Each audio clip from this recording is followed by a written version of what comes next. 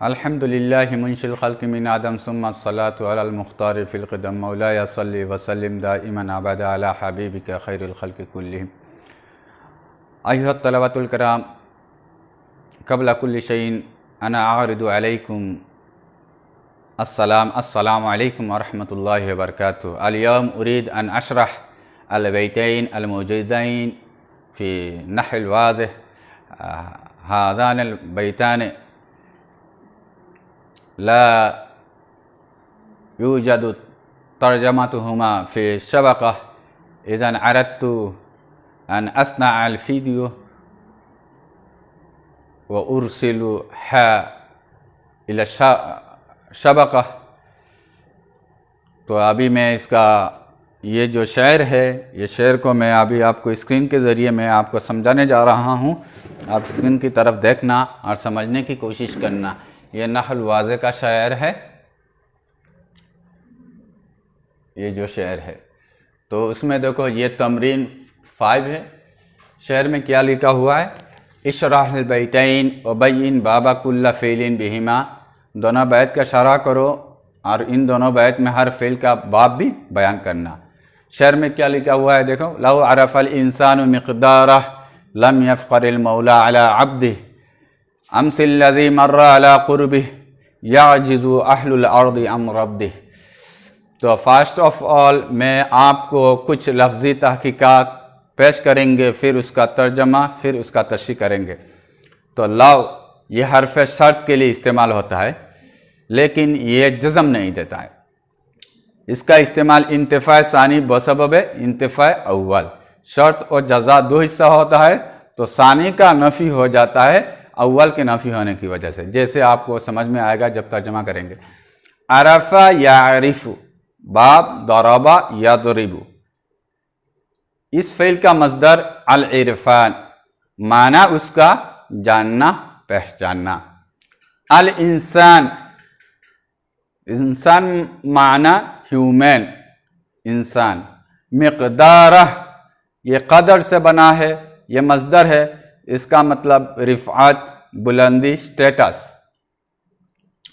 تو یہ فعل، یہ فاعل، یہ مفعول۔ لم یفقر، یہ نفی جہت بلام در فعل مستقبل معروف ہے۔ اس کا مصدر الفخر ہے، مصدری معنی بڑائی کرنا، فخر کرنا۔ باب ہے سمیع یسمع، فاخرہ یفخر۔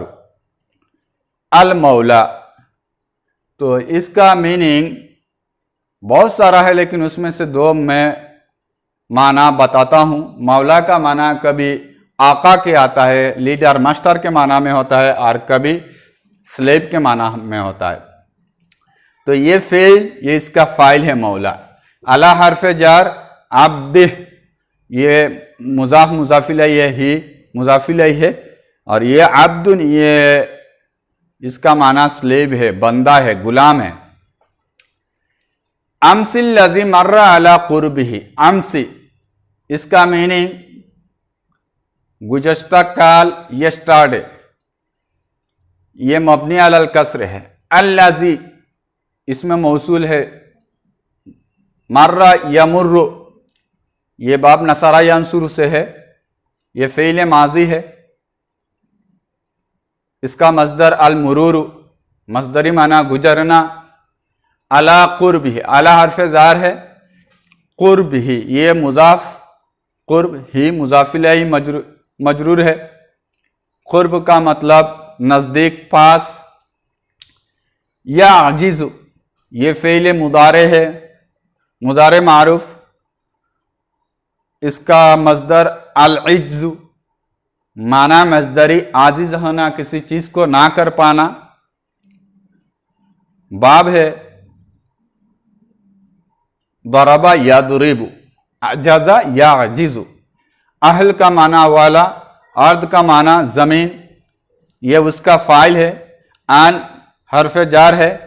رد، یہ مصدر ہے، تو رد ہی، یہ ہی ضمیر مضاف مضاف الیہ ہے، اور یہ مصدری معنی ہے لوٹانا۔ تو امید ہے میں آپ کے سامنے جو لفظی تحقیقات پیش کیا آپ سمجھ جائیں گے. ابھی میں اس کا ترجمہ پھر اس کا تشریح کرتا ہوں. ترجمہ کیا ہوا؟ لو عرف الانسان مقدارہ، اگر انسان جان لیتا اپنے قدر کو، لم یفقر المولا علی عبدہ، مولا ادھر مولا سے مراد اللہ سبحانہ و تعالی فخر نہیں فرماتا اپنے بندہ پر، غلام پر. امثل الذی مر علی قربہ، گزشتہ کال جو انسان کے قرب سے پاس سے گزر گیا، یعجز اہل الارض عن ردہ، زمین والے اس کو واپس کرنے سے عاجز ہو جاتے ہیں. تو ابھی اس کا یہ ترجمہ ہوا، پھر میں اس کا تشریح کرتا ہوں ایک ایک بیت کا. تو دیکھو، اگر انسان اپنے قدر و منزلت کے بارے میں واقف ہو جاتا تو مولا سبحانہ و تعالی اپنے بندہ پر، غلام پر فخر نہیں فرماتا.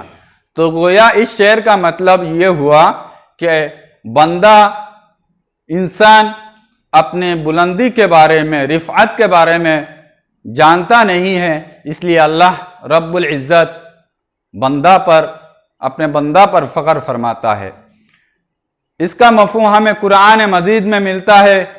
جیسے بندہ کو اللہ رب العزت نے بہت زیادہ مرتبہ عطا کی ہے، یہ انسان کو اشرف المخلوقات بنایا ہے. اللہ سبحانہ و تعالی قرآن مجید میں فرماتا ہے، اعوذ باللہ من الشیطان الرجیم وکرمنا بنی آدم، آدم علیہ السلام کے اولاد کو میں نے عزت بخشی. تو یہ انسان، جو یہ تمام انسان آدم علیہ السلام کے اولاد میں سے ہیں، تو یہ انسان کی رفعت اور بلندی کی بات ہے. پھر بھی انسان یہ سمجھتا نہیں ہے اپنے قدر و منزلت کو. پھر دوسری جگہ میں اللہ رب العزت ارشاد فرماتا ہے اپنی طرف نسبت کر کے، دیکھو یہ میرا بندہ ہے. جیسے اللہ رب العزت کہتا ہے قرآن پاک میں، اعوذ باللہ من الشیطان الرجیم، عباد الرحمن، رحمان کے بندے ہیں. رحمان یہ اللہ تعالیٰ کا صفاتی نام میں سے ہے. تو اللہ نے بندے کو اپنی طرف نسبت کر کے بندے کی شان کو بلند فرما دیا. تو امید ہے آپ اس بیت کا تشریح سمجھ جائیں گے. ابھی میں دوسرا بیت کا تشریح کرنے جا رہا ہوں. اس میں کیا ہے؟ گزشتہ کال جو گزرا ہوا ہے زمین والے اس کو واپس نہیں کر سکتے. تو جو ٹائم آپ کے پاس سے گزر جاتا ہے وہ دنیا کی کوئی بھی طاقت اس کو واپس نہیں کر سکتی ہے. یہ انسان کا وقت بہت قیمت ہے، تو اس وقت کو اپنے صحیح کاموں میں استعمال کرنا چاہیے، وقت کو ضائع نہیں کرنا چاہیے. اس سلسلے میں مجھے عربک ایک مثل یاد آ رہا ہے جس کو عربی میں کہا جاتا ہے الوقت کالسیف ان لم تقطعہ فیقطعک. وقت یہ تلوار کی طرح ہے، اگر آپ وقت کو استعمال نہیں کریں گے تو وقت آپ کو تباہ و برباد کر دے گا. پھر اسی مفہوم کو انگلش میں بھی کہا جاتا ہے. انگلش میں کہا جاتا ہے time and tides wait for none. یہ وقت اور سمندر کے موزے کسی کے لیے انتظار نہیں کرتے. تو میرے بچے، میرے ڈیئر اسٹوڈنٹس اور تمامی حضرات سے میری گزارش ہے کہ جو جس وقت میں ہے اس وقت کو صحیح طریقے سے استعمال کرنا چاہیے. وقت، time is very precise, don't waste your time. So now I include my this explanation and I hope that you have understood. اور میں انشاءاللہ اس طرح کے ویڈیو نحو واضح کے جتنے بیت ہے، اشعار ہے، اس کو میں پریپریشن کر کے میں آپ کو بیچتا رہوں گا. یوٹیوب کے ذریعے آپ اس کو دیکھتے رہنا، استفادہ کرتے رہنا. جزاکم اللہ احسن الجزا. السلام علیکم ورحمۃ اللہ وبرکاتہ.